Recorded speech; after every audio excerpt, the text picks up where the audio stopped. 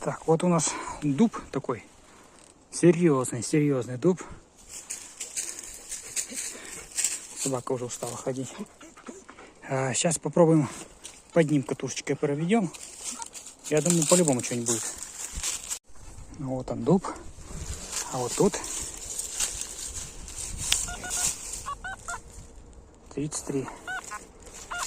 Говорю же, будет. Так, лопата моя. Ну, блин, не глубоко, наверное, шпроты. Лучше консервы. Мусор надо всегда забирать с собой. Кто-то этого не делает.